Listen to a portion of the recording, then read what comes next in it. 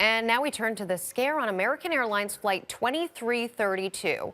Flight attendant has been taken to a Dallas hospital for evaluation, and passengers say that she was distraught. She was out of control, on a rambling about how the plane would crash. Correspondent Mark Strassmann has the dramatic story.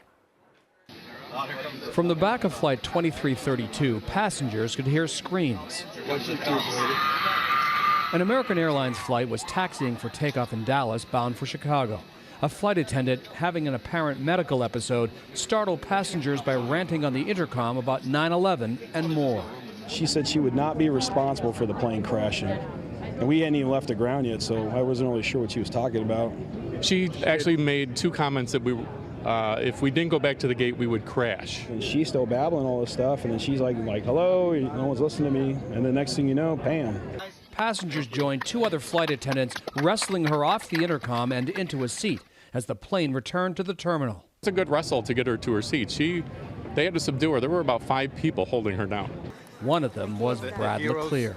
She was in a manic state. She mentioned things about being bipolar. I asked her if she took lithium. She said yes. And I asked her if she took it today. She said no.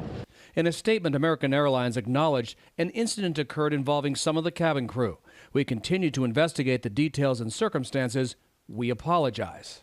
I do think the situation would have been extremely out of control if we had been in there, and I thank God that we were not. An hour later than planned, the flight was airborne for Chicago after the unidentified flight attendant, handcuffed but kicking and screaming, was taken to a police cruiser waiting on the tarmac. No charges have been filed. Mark Strassmann, CBS News, Atlanta.